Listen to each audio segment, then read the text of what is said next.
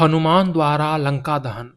रात का घना अंधेरा, चारों ओर सोई हुई स्वर्ण लंका और उसके बीच खड़ा एक वानर, लेकिन साधारण नहीं, राम का दूत हनुमान। सुंदरकांड में वर्णित है कि माता सीता की खोज करते हुए हनुमान जैसे ही अशोक वाटिका में पहुंचे, उन्होंने रावण की कैदी में बैठी सीता को देखा।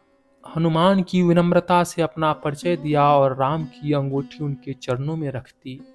यह सिर्फ एक संकेत नहीं था, यह विश्वास था, माता, आपको संदेश प्रभु तक जाएगा और आपकी मुक्ति निश्चित है। सीता को सांत्वना देकर हनुमान लंका का वास्तविक स्वरूप देखने निकले, ताकि लौटकर राम को हर सूचना दे सके। लेकिन रावण की सेना ने उन्हें घेर लिया। हनुमान ने चिताया, मैं युद्ध चाहकर युद्ध नहीं करता, पर अन्याय को कभी स्वीकार नहीं करता। पर रावण के दूत माने नहीं और हनुमान ने एक एक करके असुरों का दमन कर दिया। रावण ने क्रोधित होकर आदेश दिया, इस वानर की पूंछ में आग लगाओ। हनुमान मुस्कुराया और उन्होंने मन ही मन में सोचा, जिस पूंछ पर आज ये आग लगाएंगे, वही पूंछ उनकी नींद जलाकर राख कर देगी। अग्नि लगाई गई, पर वायुपुत्र हनुमान ने अपने स्वरूप को बढ़ाया और अग्नि को अपने शस्त्र की तरह उपयोग किया। वे छतों से छतों पर कूदते गए। देखते ही देखते स्वर्ण लंका की गलियां धधक उठी। घर, महल, भवन, सोने के मीनारे सब अग्नि के लपेटों में डूबती चली गई।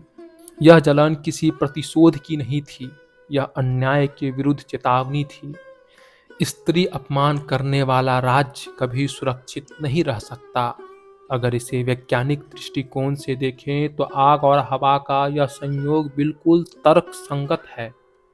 विज्ञान कहता है कि ऑक्सीजन आग को कई गुना बढ़ा देती है। हनुमान वायुपुत्र हैं, यानी वायु तत्व के स्वामी। यह प्रतीक है कि जब ऊर्जा और दिशा साथ मिल जाए तो छोटी सी चिंगारी भी महाविनाशक शक्ति बन सकती है। यही संदेश आज भी जीवन पर भी लागू होता है। गलत दिशा में पड़ी ऊर्जा विनाश करती है और सही दिशा में वही ऊर्जा सृजन। लंका दहन के बाद हनुमान समुद्र किनारे लौटे, सूर्य को साक्षी मानकर राम का नाम जप और विशाल छलांग लगाकर वापस लौट आए। यह केवल दहन नहीं था, यह अधर्म के अहंकार पर पहला प्रहार था।